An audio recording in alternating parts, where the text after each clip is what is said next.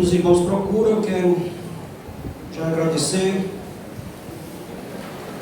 em primeiro lugar, a Deus por essa oportunidade, convite, que o Wellington e a Cíntia, mais uma vez, nos fez para estarmos aqui no Jardim Araponga, né? Todo ano eles nos trazem aqui para, juntamente com os irmãos, glorificar o Senhor e trazer uma palavra do culto da família, né? E aí eles começaram cedo esse ano. Dizer também que estou feliz por reencontrar o pastor Robson, sua esposa, irmã Daiane. Ela eu conheço desde a época de mocidade. Não é que a gente tenha a mesma idade, não. Ela é bem mais nova do que eu, com certeza. Mas a gente fizemos parte da mocidade da Maraponga. E aqui tem outros também que foram jovens daquela mocidade, né? A Bia está ali atrás. O Arivaldo não, o Arivaldo era daqui, se eu não estou enganado. Depois foi que os caminhos dele com a Bia se cruzaram, né? Mas feliz por rever alguns irmãos aqui. Também já foi apresentado, e eu não sei o que aconteceu com a Eliane, eu encontrei com ela na casa da minha mãe hoje, e ela tentou passar uma unção para mim. Eu acho que é uma unção errada, porque ela se atrapalhou todinha na frente aqui. Mas tudo bem, né? Porque eu sei que ela é fogo puro, mas os irmãos que vieram visitar ali, a família que está ali, o Wilker, a Anne e o Caleb, que são amigos queridos, que nós estamos, acho que uma semana ou não, de vez em quando nós estamos nos encontrando para conversar e falar do amor de Jesus Cristo. São pessoas que nós temos muito carinho, que amamos muito. Felizes pela presença deles aqui e os demais irmãos que estão visitando. Eu sei que eu não sou daqui, sou visitante também, mas passei aqui uns 5 anos aqui mais ou menos, né, irmão? Amém, irmãos? Atos dos Apóstolos é uma referência aqui.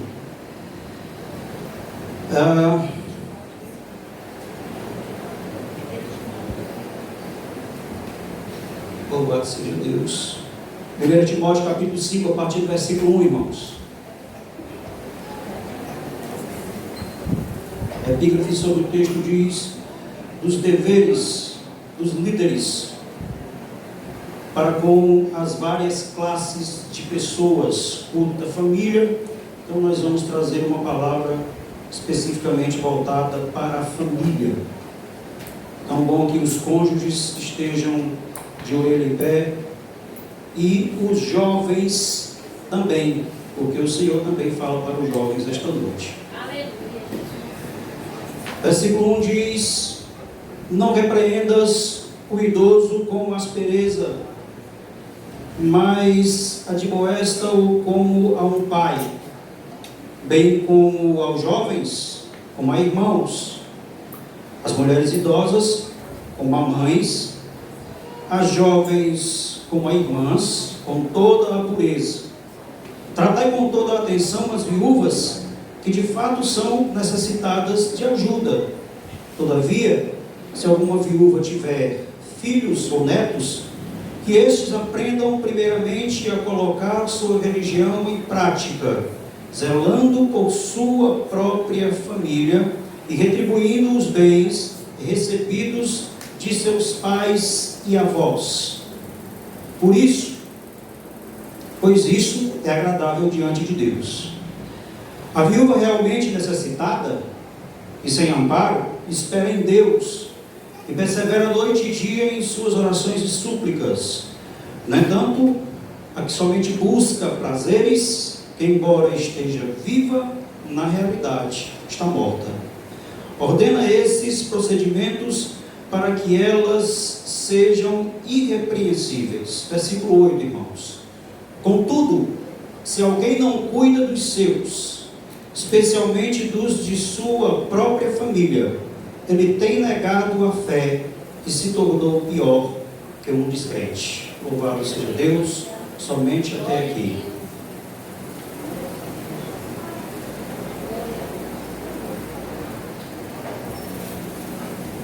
Amém. Então, irmãos, culto da família, que nós vamos trazer uma mensagem voltada para esta instituição que nós sabemos que aqui no nosso Brasil, pelo menos aqui no nosso Brasil, tem sido violentamente atacada, né? E agora mais ainda com esse governo que nós temos aí, 4 anos pela frente, né? Espero que não, os 4 anos pela frente. Esse trecho bíblico, irmãos, ele sugere que, a priori, para começar, nós façamos algumas poucas observações. Primeiro, nós veremos que o descuidado com os seus, que está citado aí no texto, e talvez você esteja se perguntando quem exatamente seriam esses seus dessa referência textual. Nós vamos falar um pouco sobre a questão desses seus. E em segundo lugar, nós veremos o descaso com aqueles que são da nossa própria família, ou da nossa própria casa, o descuidado com aqueles que nós convivemos diuturnamente, que são os nossos cônjuges, que são os nossos filhos.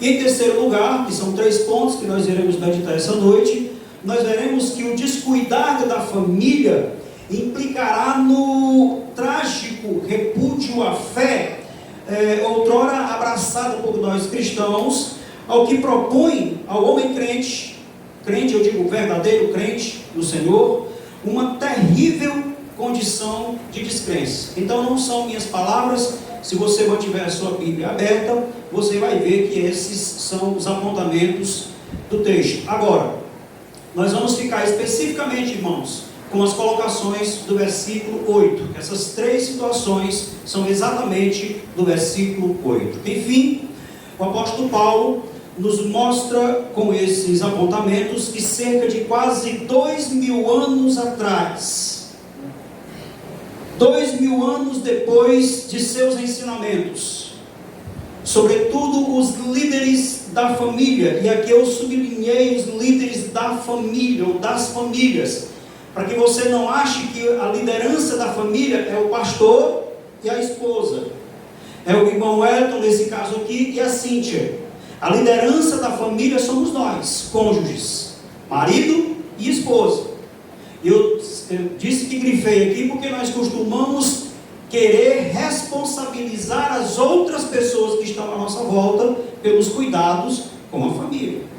Eles estão aqui nos auxiliando, mas nós somos os líderes primeiro, para ter cuidado com as nossas famílias.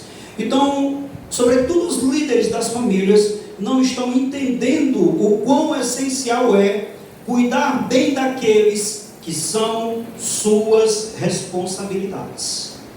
Famílias e seus, que nós vamos já descobrir quem são os seus, são nossa responsabilidade. De forma, irmãos, que o argumento proposto para nós meditarmos essa noite é lidando com os cuidados da família. Simples assim. Eu queria trazer para os irmãos um panorama breve acerca dos acontecimentos e dos personagens principais dessa história, que no caso o apóstolo Paulo e Timóteo. Segundo os relatos em Atos dos Apóstolos, capítulo 16, versículos do 1 ao 3, Timóteo era fruto de um relacionamento misto, cuja mãe seria uma judia crente no Senhor Jesus e o pai de ascendência grega. Diz-nos as Escrituras que Timóteo era um jovem ao qual os irmãos em Listra e Icônio proferiam, digamos assim, honroso testemunho sobre sua pessoa e atitudes. Somente para termos uma rápida, uma ligeira ideia, Atos, capítulo 16, versos do 1 a 3, mostra-nos que Timóteo, ele tinha uma reputação tão boa como jovem. Aqui eu quero abrir um parêntese rápido. Reputação tão boa como jovens. Os jovens estão ouvindo aí? Estou tão longe que eu acho que não dá para ouvir, né? Não estou julgando, irmãos, não estou trazendo um julgamento sobre a mocidade. Estou dizendo que em seu tempo, Timóteo propunha à sociedade uma reputação boa. Então os nossos jovens dos dias de hoje também precisam propor à sociedade uma boa reputação como cristãos, como crentes, como servos do Senhor. Amém, irmãos? Então, Atos 16, 1 a 3 mostra-nos que Timóteo tinha uma reputação tão boa como jovem servo do Senhor, que o apóstolo Paulo resolveu levá-lo consigo e com Silas na viagem que estavam realizando para a propagação do Evangelho do Cristo. Em 2 Timóteo 3, 14 e 15, nós temos um registro que deixa claro, irmãos, que desde sua mais tenra infância, Timóteo fora criado, sendo instruído, sendo ensinado, possivelmente por sua família, especificamente falando por sua mãe Eunice e por sua avó Lloyd, como está registrado aí no texto, que provavelmente, ambas as irmãs aqui, mãe e filha no caso, tenham se tornadas cristãs por ocasião da primeira viagem missionária, quando Barnabé e Paulo passaram pregando o Evangelho de Jesus Cristo pela cidade de Listra.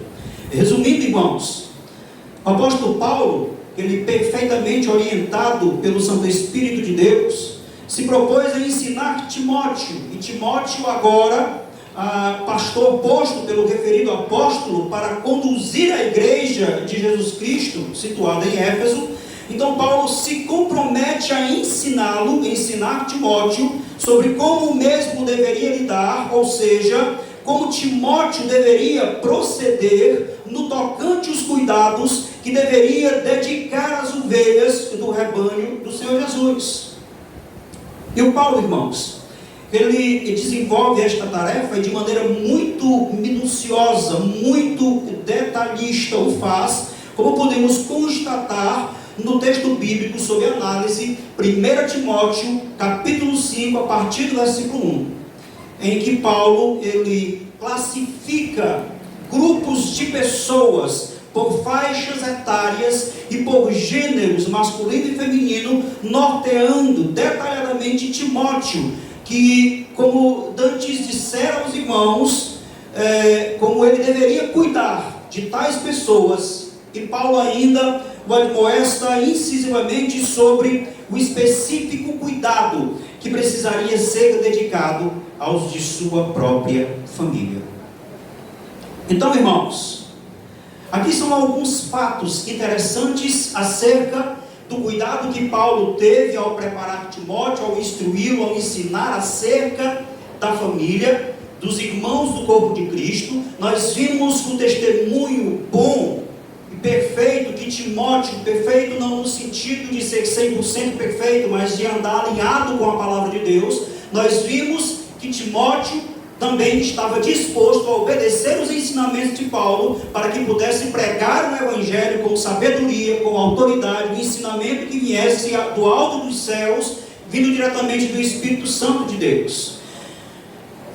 E agora eu queria indagar os irmãos, dados essas poucas palavras deste pano de fundo, estaríamos nós, cônjuges crentes no Senhor Jesus, cuidando dos nossos, ou seja, cuidando das nossas famílias, como as Escrituras convenientemente admoestam que deveríamos fazer, irmãos?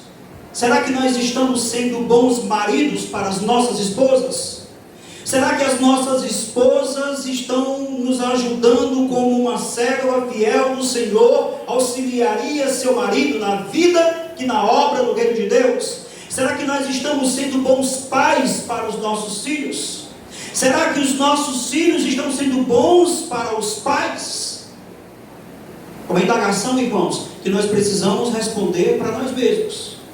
Você não precisa responder para mim, ou responda para sua esposa, ou responda para o seu marido, ou filhos respondam para os pais, ou pais respondam para os filhos. Será que nós estamos cuidando da família segundo a palavra de Deus, orientados pelo Espírito Santo de Deus, irmãos? A começar, vejamos quem são e por que cuidar dos seus, sugerido pelo texto, irmãos. Aqui Paulo citou lá no começo, ali no versículo 1 do capítulo 8. Por quê? Quem são esses seus? E por que cuidar deles? Os seus, citados pelo apóstolo Paulo, podem ser pessoas que jamais imaginaríamos ser nossa responsabilidade. Vamos meditar um pouco sobre a questão do cuidado com esses seus. Quem são esses seus e por que temos que ter cuidado com essas pessoas? Cuidado não no sentido de fugir, mas cuidado de zelar pela vida dessas pessoas. 1 Timóteo capítulo 5, versículos do 1 ao 7, se inicia com Paulo instruindo Timóteo sobre como ele deveria lidar com os idosos e os jovens homens. Fique com a sua Bíblia aberta e acompanhe. Com as idosas e as jovens mulheres. Refere-se ao cuidado com as viúvas que são inteiramente, ou integralmente, ou verdadeiramente desamparadas. E pressupondo, irmãos, que obviamente desamparadas pela sociedade e por seus próprios familiares. Enfim, essa introdução a Timóteo, nessa introdução, Paulo admoesta Timóteo a fazê-lo com o mesmo amor, afinco e cuidados que ele certamente dedicaria aos que são de sua própria família, aqueles que são de sua própria casa. Paulo manda que ele cuide dessas pessoas, desses que ele chama de seus, como se fossem seus próprios familiares. Paulo não está simplesmente orientando Timóteo ao cuidado do próximo, irmãos, no âmbito pastoral, na dimensão pastoral. Não é somente isso, mas o ensinando que não primar pelos cuidados da sua família também seria não fazê-lo com a sua família no corpo de Cristo. Quem não cuida bem da sua família não vai cuidar bem do seu irmão no corpo de Cristo.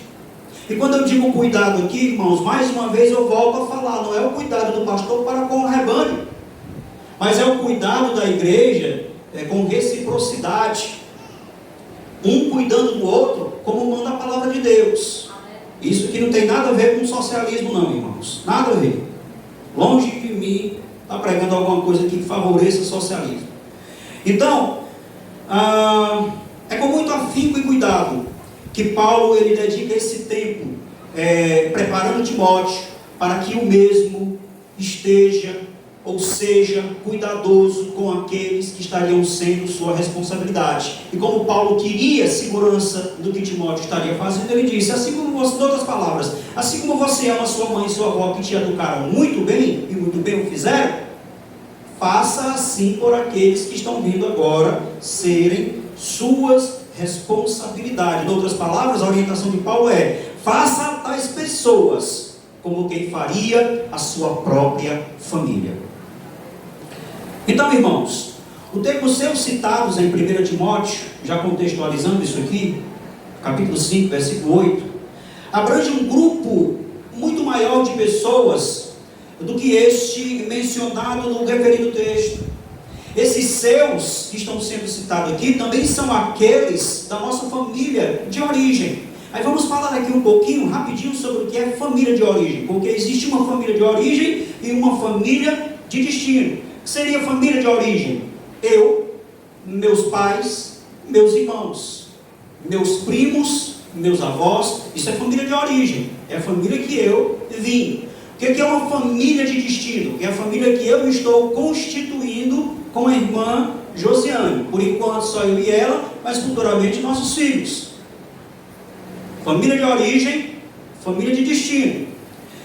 Então, amados, Paulo, ele instrui Timóteo a ter cuidado também, como se ele estivesse cuidando daqueles seus, como se ele estivesse cuidando daqueles que são sua família de origem. Então é preciso entender que a orientação paulina, ela estende-se, e isso, quer você queira ou não, irmãos, ela estende-se a todos à nossa volta, que se carecendo, se precisando de auxílio, se precisando de ajuda, passam a ser nossa responsabilidade. E nós só vamos entender isso se verdadeiramente entendermos quem somos e o que estamos fazendo como membros no corpo de Cristo. Então, quem exatamente são esses seus que, se precisando de assistência, passam a ser nossa responsabilidade, irmãos? Quem são esses seus?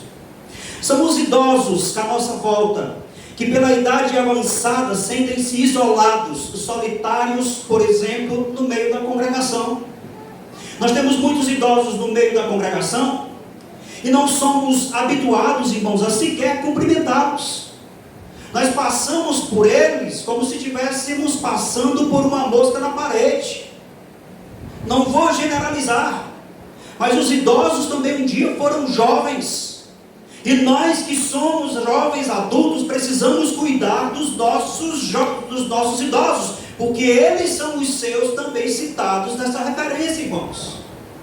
Não podemos desprezá-los, não podemos abandoná-los, não podemos ser indiferentes a eles por conta dos seus cabelos brancos, por conta das suas idades. Na verdade, são pessoas experientes que têm muito a nos ensinar aqui na igreja e como membros do corpo de Cristo. Esses idosos são esses seus que Paulo está citando. Quem mais são esses seus que Paulo refere a Timóteo, irmãos? É aquele irmão que desempregado não consegue suprir as necessidades básicas vitais dele e de sua própria família.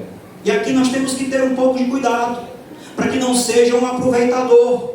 Eu não estou dizendo que você tem que estender a sua mão para aproveitadores da igreja, não é isso, porque infelizmente tem, irmãos. Tem gente aproveitador dentro da igreja. Dentro da igreja tem crente de todo jeito, irmãos.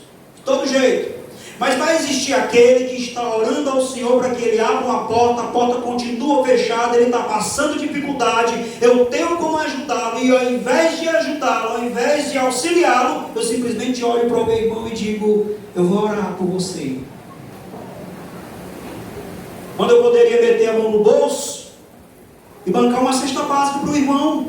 Aleluia. Quando eu tendo dinheiro sobrando, poderia pagar um mês de aluguel. Isso vendo que o irmão não está usando de má fé. Podendo pagar um papel de água ou de luz e eu não o faço, irmãos. Esse irmão que está desempregado, precisando de ajuda, também são os seus, está dentro do grupo dos seus, que nós precisamos auxiliar. Quem são os seus, irmãos, referidos por Paulo? É o jovem que, ao furor da rebeldia juvenil, se iludiu com as vis propostas do mundo e abandonou a fé em Jesus. Infelizmente, quando nós vemos um jovem indo para o mundo, irmãos, nós não temos uma palavra de amor para ele. Mas nós temos muitas pedras para lançar na vida de um jovem. Mas a palavra de Deus diz que esse jovem também está dentro do grupo desses seus. Não está escrito literalmente, mas nós vimos lá no versículo 1 desse texto que nós lemos, que ali há um grupo de pessoas que estão referidos e estão sendo colocados, inseridos dentro do contexto dos seus. E aqui eu estou trazendo mais pessoas que estão dentro desse contexto, e nós precisamos fazer a nossa parte como membros, como irmãos do corpo de Cristo. Quem são os seus, irmãos? É aquela jovem que agora, distante de Cristo, vive de farra em farra nos inferninhos de prostituição de uma vida mundana terrena, irmãos. É essa jovem. E nós precisamos ir buscar, irmão, tirar das mãos do inimigo. Ou pelo menos tentar, porque quem tira é o Espírito Santo de Deus. Nós não temos poder para isso. Mas nós temos que fazer a nossa parte. Não podemos simplesmente cruzar os braços. É uma jovem que está precisando de auxílio, que está precisando de ajuda, que foi tragada pelo inimigo, e nós podemos ir, porque nós estamos fortes em Cristo, nós estamos buscando o Senhor na palavra, nós estamos vendo o mundo à nossa volta com uma visão melhor, e ele que está caído, ela que está caída, os jovens que estão perecendo no mundo sem Cristo, precisa que nós os alcancemos. Muitos estiveram aqui e estão lá fora, que esses também são os seus, que precisam da nossa ajuda, que precisam do nosso auxílio, que precisam da nossa mão estendida para levantá-los ali da sarjeta da vida mundana, irmãos. Quem são os seus que o texto refere, irmão? É o parente que precisa de amparo espiritual, financeiro, e ao não estender a mão, irmãos, nós meramente oferecemos a ele oração, que é o que eu já falei aqui agora há pouco. Muitas vezes não é nem um amigo distante, é um parente, é um tio, é um primo, é o avô, é a avó, é o teu irmão de sangue biológico. que está precisando de ajuda, você nem ajuda com alimento material e nem com alimento espiritual. Quando eu digo você, eu me coloco nesse contexto, irmãos. Digo nós. Quem são os seus referidos nessa passagem? É aquele parente, aquele amigo que perece no corredor de um hospital público sem receber uma breve visita sua, irmão. Quando estava bem de saúde, era seu amigo. Quando estava bem de saúde, era seu irmão, andava lado a lado com você. E agora está perecendo num corredor, abandonado no corredor de um hospital público, e nós, além de não fazermos uma ligação, não vamos visitar, irmãos. Não levamos uma palavra de esperança, não levamos uma palavra de conforto, não levamos a palavra de Deus, irmãos. Enfim, os seus, os quais Paulo se refere, são os nossos parentes, os nossos amigos, são nossos irmãos em Cristo. Portanto, queridos, sirvamos sendo responsabilidade uns dos outros, pois somente desta maneira estaremos cumprindo o que verdadeiramente nos ensina 1 Timóteo capítulo 5, versículos 1 e 2. Alguém tem dúvida aí quem são os seus irmãos? Que a referência textual aqui está citando? Porque eu não tenho. Então, se nós pudermos, se tivermos condições de auxiliar, de cuidar, não devemos ficar esperando simplesmente pelos pastores da igreja, não devemos ficar esperando simplesmente pelos líderes das famílias, que muitas vezes batem as portas e as portas estão fechadas, viu? Ainda tem isso. A liderança vai fazer uma visita e a porta está fechada para a liderança. O pastor vai fazer uma visita e a porta está fechada para o pastor. Ainda tem o outro extremo, né? Uma coisa é você ir e a porta está fechada. Outra coisa é você não ir. Existem os extremos. Então, queridos, espero que tenha ficado claro essa questão dos seus. Quem são os seus? Que às vezes é tão simples de nós entendermos e nós dificultamos porque não queremos nos aproximar demais do Evangelho. Então, amados, cientes de que o termo seus aponte para a questão do cuidado de todo o indivíduo sob nossa responsabilidade, vejamos agora o que o Senhor nos trará por lições com a exposição da segunda parte do versículo 8 de 1 Timóteo capítulo 5. Se você está com a sua Bíblia aberta, diz o seguinte: especialmente dos de sua própria casa. Como o texto diz, você não cuida dos seus, né? E especialmente dos de sua própria casa. Vamos falar um pouco agora acerca dos cuidados com a família. Jamais, irmãos, sob nenhuma possibilidade, sob hipótese nenhuma, negligenciemos ou terceirizemos a responsabilidade no tocante aos cuidados para com a família. Jamais devemos colocar nas mãos de outra pessoa aquilo que é responsabilidade minha. A minha família é minha responsabilidade. A minha esposa é minha responsabilidade. Eu sou responsabilidade exclusiva da minha esposa. Precisamos entender isso. Não podemos terceirizar, por exemplo, a educação dos nossos filhos. Quem primeiro tem que educar os nossos filhos somos nós. Não é o professor na escola, não é o professor de escola bíblica, não é a tia, não é a vizinha, não é a avó, não. Somos nós, os pais. Agora o apóstolo Paulo, irmãos, ele eleva as instruções a Timóteo para outra perspectiva. As suas observações apontam para a questão do trato com a própria família. Paulo comunica a Timóteo que seja o líder da família o grande provedor dos domésticos da casa. Simples assim. Daqueles que são primordial responsabilidade do pai e esposo no lar, irmãos. Todavia, estaríamos sendo medíocres se crêssemos que somente o homem provia no cerne da família, irmãos. E aqui algumas pessoas já devem estar pensando aqui, eu acho que o irmão está se embaraçando, né? Porque era só o homem que provia. Mas vamos ver se é isso mesmo, irmãos. Vamos ver se a palavra de Deus, se pela palavra de Deus, era só o homem que provia, né? No lar, no cerne da família. Mas a esposa, irmãos, como adjutora, como ajudadora do marido, também contribuía nessa tarefa. Porquanto, se no período bíblico o marido trabalhava externamente, ou seja, fora, para manter a casa, a esposa, por sua vez, ela se responsabilizava para internamente prover cuidados com o lar. E nisto insere-se a questão da boa educação dos filhos, como o próprio Timóteo, que possivelmente fora educado por sua mãe Eunice e por sua avó Cloide, como eu já falei aqui, irmãos. Só para os irmãos não ficarem voando acerca dessa questão da provisão. A provisão, irmãos, ela ocorre sobre 4 perspectivas, pelo menos: material, moral, emocional e espiritual. Viu? Então entenda que o homem saía para ir buscar no campo o alimento. Isso analisando o contexto de Antigo Testamento e Novo Testamento. Mas existe, além do mantimento que ele ia buscar no campo, que era o material, que saciava a sua fome, que saciava a sua sede, existia a questão moral, que ficava para aquela que está dentro do lar, a questão emocional e a questão espiritual.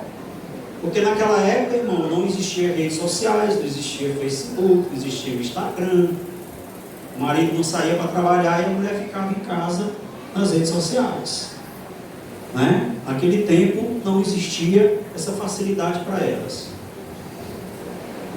Então elas investiam tempo, elas proviam o lar, cuidando dos filhos, moralmente, emocionalmente e espiritualmente. Há uma máxima aqui no Brasil que aponta a mulher como sendo a rainha do lar. E isso partiu de uma música secular que diz assim, de uma música mundana que diz assim: ela é a rainha de tudo, ela é a dona de tudo, ela é a rainha do lar. Partindo disso aí, essa máxima veio para a vida da mulher brasileira, que ela é a rainha do lar. Aí o problema, irmãos, é que tem umas mulheres que, acreditando que rainha vive para ser servida, tem mulher que acredita que rainha vive para ser servida. Não são todas, mas tem algumas que acreditam nisso, que a mulher vive para ser servida, então não querem fazer mais nada nessa vida. Não estou falando daquelas que trabalham fora, estou falando daquelas que ficam em casa como rainha, só deitada na rede, o marido trabalhando e ela curtindo a vida, e se alimentando, e engordando, e não tem disposição nem para ir a uma academia, né, fazer alguma coisa, não sei, para melhorar a condição. Ou então tem até demais, né? São dois extremos. Ou então tem até demais. Então, irmãos, algumas irmãs acreditando que rainha vive de não fazer nada nessa vida, ela simplesmente relaxa nos cuidados com a família. Agora, o homem hebreu, que ele também tem uma máxima sobre suas mulheres, e esta máxima, esse ditado popular entre o homem hebreu, com muita sabedoria, propõe louvor à essência funcional da mulher hebreia, irmãos.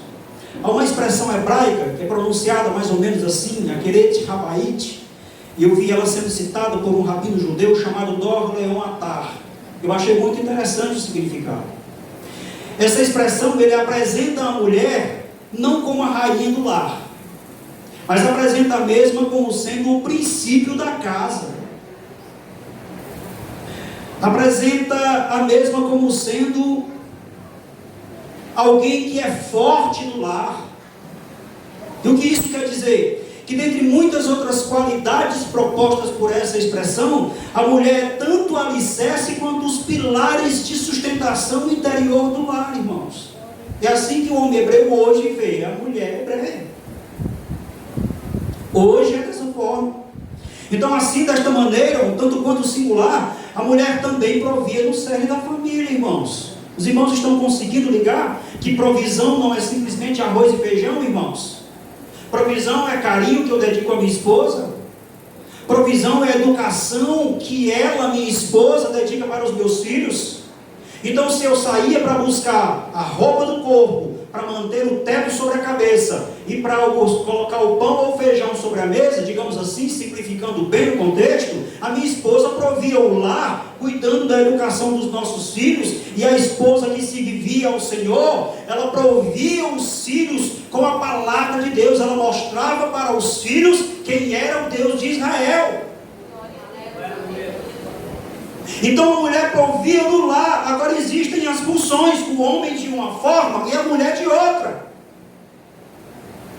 Porque a palavra de Deus, irmãos, ela em vários momentos fala que o homem e a mulher, eles devem se complementar, eles devem se completar. E as pessoas entendem errado expressões como adjuntora, como submissão, entendem errado e acham que um é melhor que o outro. Quando na verdade não, irmãos. Não é por aí. Nós só somos diferentes um do outro, biologicamente e funcionalmente. Diante de Deus não há diferença, irmãos. Então, irmãos, a mulher provia também do cerne da família, que não adianta a gente fugir dessa realidade. Não adianta fugirmos dessa realidade. Então, nós precisamos cuidar da família, irmãos, provendo-a com recursos essenciais que promovam o bem-estar da mesma, que faça com que essa família se sinta bem em todas as dimensões, em todos os aspectos possíveis. Nós precisamos supri-la com pão, com vestes, com um teto sobre cabeças, como eu acabei de dizer. No entanto, também assistenciá-la moralmente, emocionalmente e espiritualmente, irmãos. Nós precisamos cuidar da família, irmãos, com os maridos cuidando de suas esposas, como Paulo nos aconselhou que cuidássemos. Efésios capítulo 5 e versículo 25 diz o seguinte: maridos, cada um de vós amai a vossa esposa, assim como Cristo amou a sua igreja e se sacrificou por ela. E a meditação sobre essa questão do sacrifício é interessante, porque ela aponta para várias direções dentro da família. Assim como Jesus Cristo morreu por sua noiva, a igreja, nós temos que nos sacrificar por nossas esposas e nossas famílias. E se sacrificar, nos sacrificarmos aqui, irmãos, o Senhor é tão misericordioso que sabe que nós somos tão fraquinhos em determinadas situações, que Ele não está pedindo nem para que a gente morra mesmo assim. Eu tiro, alguém chegue, eu me lance na frente da minha esposa, se alguém atirar nela, e isso tem que acontecer, se for o caso. Mas não é nem isso. É me sacrificar dando o melhor de mim por ela, pela minha família, pelos meus filhos. É suor, é aspiração e é inspiração, irmãos. É cuidado material, mas é também cuidado moral. Devo me sacrificar, devo me esforçar, devo me doar pelo cuidado da minha família. Precisamos cuidar da família com esposas que tenham características conforme a mulher do Provérbio 31, versos 10 e 11. Que mulher é essa, irmãos? Essa mulher do Provérbio? Mulher virtuosa. E o proverbialista ainda pergunta: quem a achará? O seu valor em muito ultrapassa os das mais finas joias. O seu marido tem plena confiança nela, e a miséria jamais chegará à sua mesa ou à sua casa. Precisamos cuidar da família, irmãos, como pais amorosos que carinhosamente abraçam os seus filhos, todavia como pais que também os corrigem quando necessário. Contudo, irmãos, veja bem, contudo, entretanto, sem jamais abusar de poder sobre os mesmos. Vocês estão entendendo? Não é porque você é pai que o seu filho tem que ser o seu objeto para você abusar dele quando você quiser. O filho é seu, mas o seu filho, no caso, no contexto cristão, também é filho de Deus. É co-herdeiro com Cristo. Então preste atenção, não abuse de poder do vaso do Senhor. É assim no contexto pentecostal, né? Quando fala vasos, os irmãos ficam tudo arrepiados, né? Está entendendo, irmãos? Então não abuse. Olha, Colossenses 3:21 diz assim: olha, pais, não irriteis vossos filhos, para que eles não fiquem desanimados. Uma tradução diz: para que eles não fiquem revoltados. Não abuse não, meu irmão. Até para chamar a atenção do seu filho, chama com educação, chama com carinho. Ninguém quer ser tratado a patadas como se um jumento fosse, como se um burro fosse. Ninguém quer, irmãos. Então nós precisamos cuidar de nossos filhos, como Efésios 6, versículo 4 diz: que vós pais não provoqueis a ira dos vossos filhos, mas educai-os de acordo com a disciplina e o conselho do Senhor. Olha como é que o Senhor nos mostra, irmãos, dois versículos profundos que o Senhor nos fala de como devemos cuidar dos nossos filhos, educar nossos filhos, para que eles não cresçam embrutecidos. Precisamos cuidar da família, irmãos, como os cônjuges fiéis ao Senhor Jesus o fazem, norteá-la, alicerçando-a sobre os sagrados preceitos das Escrituras e jamais alheio às instruções das mesmas. Precisamos cuidar das nossas famílias, irmãos, seguindo essa cartinha aqui, ó. Aqui. Tudo que nós precisamos saber, irmãos, não está nos coaches da vida, não. Está aqui na palavra de Deus. Como é que eu devo tratar minha esposa? Como é que ela deve me tratar? Como é que nós devemos tratar os nossos filhos? O difícil, irmãos, infelizmente, é querermos abrir a palavra de Deus, aprender e aplicar nas nossas vidas. Isso que é o difícil. Enfim, nós precisamos cuidar das nossas famílias, porque o Senhor bem instruiu em sua palavra que assim fizéssemos. Porque numa família, irmãos, biblicamente estruturada, encontraremos forças para prosseguir lutando e vencendo em meio à difícil realidade dos dias em que vivemos, irmãos. Os dias não são fáceis. Que nós precisamos da palavra de Deus para nos ensinar a conduzir nossas famílias. Um amor sendo retribuído entre cônjuges e entre pais e filhos. Nós precisamos dessa palavra, irmãos, ela é tão acessível a nós. Mas infelizmente, muitos de nós temos a Bíblia em casa, mas não abrimos. Temos a palavra de Deus querendo falar conosco, mas não vamos buscar. Muitos de nós, muitas vezes, escutamos até o profeta, que muitas vezes não traz uma palavra embasada nas Escrituras. Ouvimos o profeta, mas não ouvimos a boca de Deus falando conosco. Basta o profeta sapatear e orar em línguas que nós damos credibilidade. Deixa eu dizer uma coisa para vocês. Tem um monte de gente sendo usado pelo diabo aí fora falando língua estranha, irmãos. E são estranhos mesmo, são esquisitos mesmo. E tem um monte de crente que não conhece Bíblia, que está aí indo ladeira abaixo. Segue o profeta e esquece Jesus. Segue a profetada e esquece a verdadeira profecia. A profecia que está nos ensinando essa noite, como é que nós devemos cuidar das nossas famílias. Eu não estou desfazendo de profetas, irmãos. Creio que é o dom de profecia, sim. E creio que Deus usa pessoas, sim. Mas creio também que o diabo tem usado alguns para enganar aqueles que são servos do Senhor. E muitos, infelizmente, a própria palavra diz que serão enganados. Não sou eu que digo. Então, irmãos, foi nos esclarecido que, em primeiro lugar, quem são os seus e de quem é a responsabilidade sobre o cuidado dos tais. Nós falamos em primeiro lugar. Em segundo lugar, nós entendemos que precisamos dedicar cuidados às nossas famílias. O texto também é bem claro sobre isso.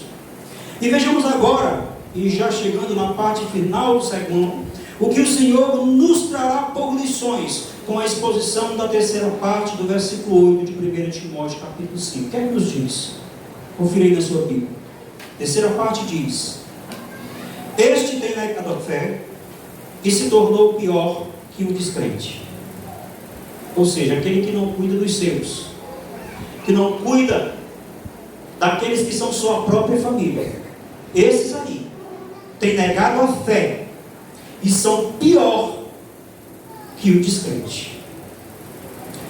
Então vamos falar um pouco agora, já para encerrar, sobre o descuidado da família como sendo negação de fé e descrença.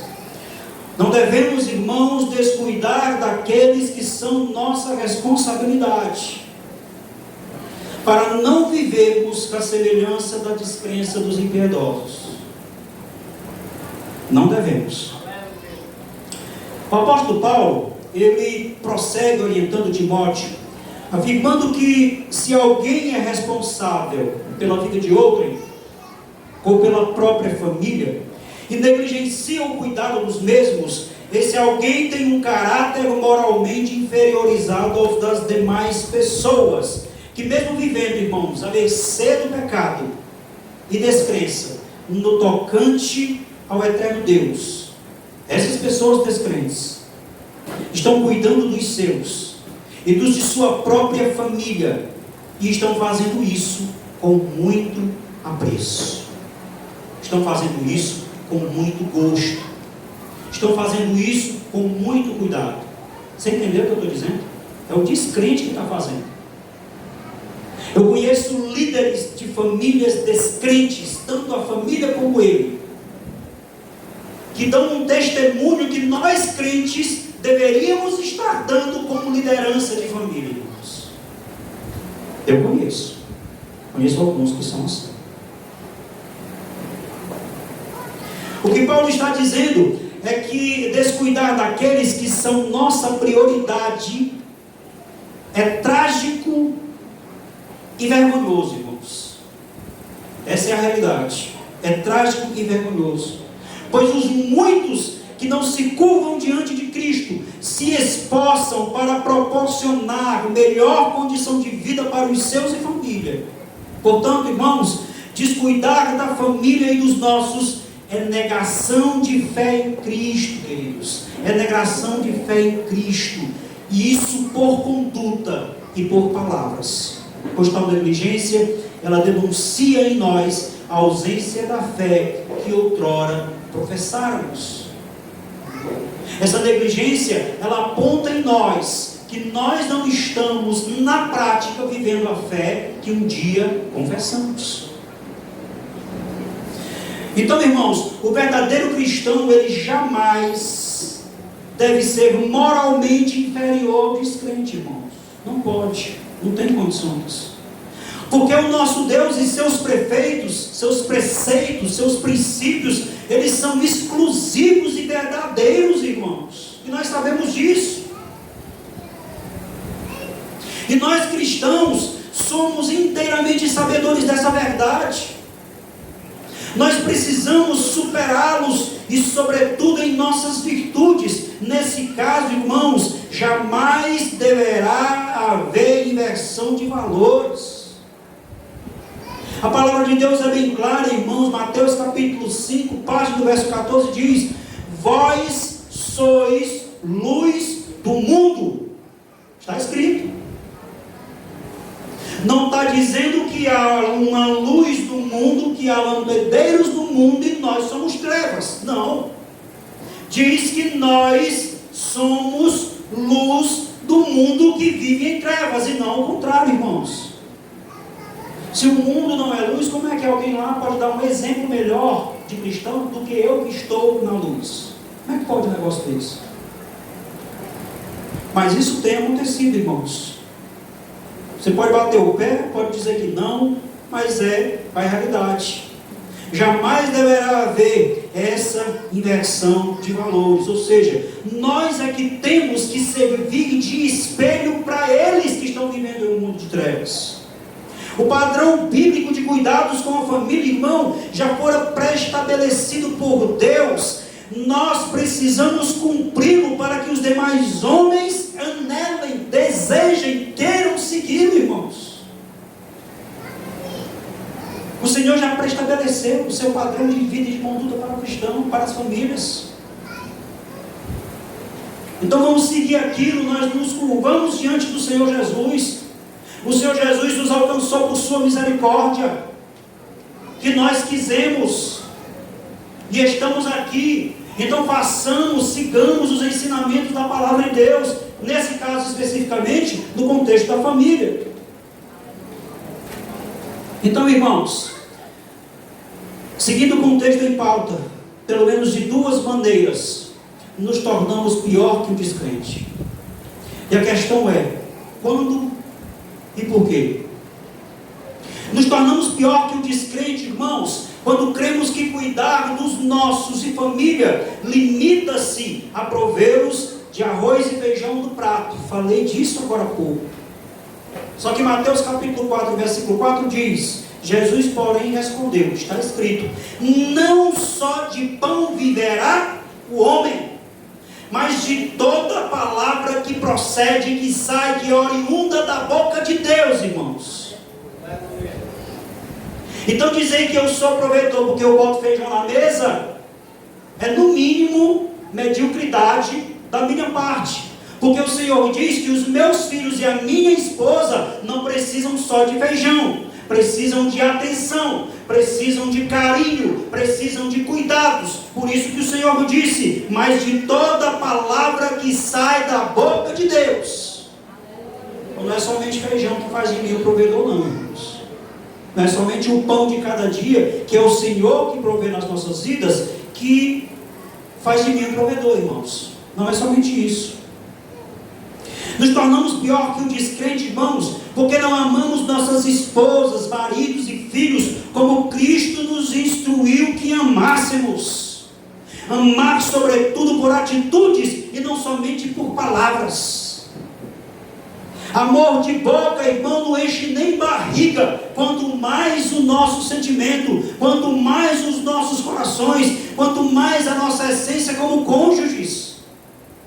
Precisamos ter um amor com atitudes, com ação, irmãos, para que ele verdadeiramente venha valer a pena. Nos tornamos pior que o descrente quando somos alheios às angústias, às dores e sentimentos, por exemplo, de nossas esposas. Aqui uma palavra para os maridos. A sua esposa está se contorcendo de dor e você não é homem sequer para pegar o carro que está na garagem e correr com ela para um hospital. Muitas vezes você vai, nem entende de chá, mas vai um chazinho que passa. Muitas vezes.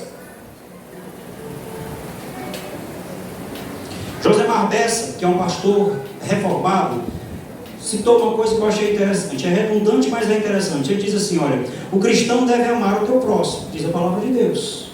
Está escrito. Aí ele diz assim, e como a tua esposa é o teu próximo mais próximo, não existe ninguém mais próximo de mim do que a minha esposa. Nem meus filhos são mais próximos de mim do que a minha esposa, porque a minha esposa é carne da minha carne. Então ele diz assim, realizar nossas responsabilidades, como por exemplo, abrir mão de educar nossos filhos, entregando-os aos cuidados de outro, irmãos. Antes do advento das redes sociais, nós entregávamos a sogra, nós entregávamos a tia, nós entregávamos a prima, a professora na escola, as irmãs da escola bíblica, aos pastores da igreja. Mas agora nós entregamos os nossos filhos às redes sociais, que são as piores educadoras de criança. Porque o conteúdo que nós vemos nas redes sociais, a maioria, a maior parte desses conteúdos destrói nossas crianças. Engolem nossas crianças. Mas nós muitas vezes estamos terceirizando essa responsabilidade. Entregamos um celular a um menino de 2 anos e esquecemos que o menino está com o celular. Irmãos, eu trabalho como motorista de aplicativo. E aí eu peguei uma corrida, uma senhora nova, né? Uma jovem senhora de mais ou menos uns 30 anos, 27 anos, não sei, e um menino de 5 anos. E eu fiz uma viagem de meia hora com eles, parecia que não tinha ninguém no carro, porque ela estava num celular e ele estava no outro. Eles nem se falavam dentro do carro. Talvez, o pastor disse que eles estavam falando pelo zap. É verdade. Eu conheço uma pessoa que um dia desse tentou falar comigo na sala da nossa casa pelo zap. Não prestou não, irmãos. Não prestou. Comigo não rola, não funciona. Eu dei com a mão e disse: ei, aqui ó, eu estou aqui, sou eu. Não rola, não funciona comigo. E aí quando eu cheguei na parada, irmãos, a mulher desceu, tudo certo, eu digo amém, tudo certo, ela desceu. Aí quando ela saiu, eu buzinei aqui: senhora, ela tá tudo pago. Eu digo: tá, mas o menino não é meu não, viu? E o menino não percebeu que a mãe tinha saído, porque também estava no celular, irmãos. Então nós estamos terceirizando, irmãos, responsabilidades que primeiro é nossa. Se a minha mãe quer me auxiliar nisso, se ela tem bons conselhos para isso, porque não é pelo fato de ser minha mãe que ela tem os conselhos certos, não. A minha mãe viveu em uma época e eu vivi em outra. A educação dos meus pais foi uma e a minha educação foi outra. Que ela pode acertar em um conselho, mas pode errar em outros. Por isso que nós temos a palavra de Deus, porque ela não erra nunca, irmãos. Ela não erra nunca. Então nós estamos mal habituados a terceirizar nossas responsabilidades. Provérbio 22:6 diz: instrui a criança no caminho em que deve andar, e mesmo quando envelhecer, não se desviará dele. Nos tornamos pior que o descrente, irmãos, quando a esposa deixa de tratar seu marido como seu amor e provedor e passa a tratá-lo apenas como o burro de cargas da casa. Quando ele chega de noite, ela diz para o filho: chegou o jumentinho. Aí o menino diz: é o pai? É, o jumentinho. Tito capítulo 2, versos 3, 4 e 5, parte desses versículos diz assim: semelhantemente, ensina as mulheres maduras a serem reverentes quanto a seu estilo de vida. Dessa forma, estarão aptas para orientar as mulheres mais jovens. As mais idosas estarão capacitadas a orientar as mulheres mais jovens a amarem seus maridos e não tratá-los como jumentos. Amarem seus maridos e filhos, versículo 5, a serem equilibradas, puras, dedicadas a seus lares, irmãos. Olha aí que maravilha. Nos tornamos pior que um descrente, porque os filhos que se dizem cristãos, agora a palavra para os jovens, não honram seus pais, os obedecendo como deveriam fazê-lo. Efésios capítulo 6, versículo 1 diz: vós filhos, sede obedientes aos vossos pais no Senhor, porque isto é justo. E Colossenses 3:20 diz: filhos, obedecei em tudo a vossos pais, porquanto essa atitude é agradável ao Senhor. É sempre a palavra de Deus nos ensinando, irmãos. É sempre a palavra de Deus nos mostrando, irmãos. Nós é que não queremos aprender, porque não queremos ou não gostamos de ler Bíblia. Eu conheço pessoas que estão há 20 anos dentro da igreja, nunca leram a Bíblia uma vez, de Gênesis a Apocalipse. E aí apanham da vida, e a resposta, a solução para os problemas muitas vezes está na palavra, e está apanhando da vida de graça, gratuitamente, porque a saída está na sua estante, empoeirada, e você não tem coragem de abrir para retirar dali a solução para o problema que Deus está lhe dando. Nos tornamos pior que os descrentes quando os nossos filhos não nos obedecem. Colossenses 3:20 ainda diz assim, irmãos: filhos, obedecei em tudo a vossos pais, porquanto essa atitude é agradável ao Senhor. Para os jovens, obedecem em tudo aos seus pais. Essa atitude agrada a Deus. Nos tornamos pior que um descrente quando cada um de nós, irmãos, digo maridos, esposas, filhos, e demais, sabemos das nossas responsabilidades, de uns para com outros, mas negligenciamos o exercício das mesmas. Nos tornamos pior que um descrente. Quando cada um de nós, eu digo maridos, esposas, filhos e demais, abrimos mão de ter um amor retribuído, distribuído entre nós, de ter uma harmonia na família, para vivermos em pé de guerra dentro das nossas próprias casas. Infelizmente, irmãos, infelizmente, isto é uma realidade. O descaso no cuidado da família nos inferioriza, nos torna inferior, pecaminosamente ante o descrente.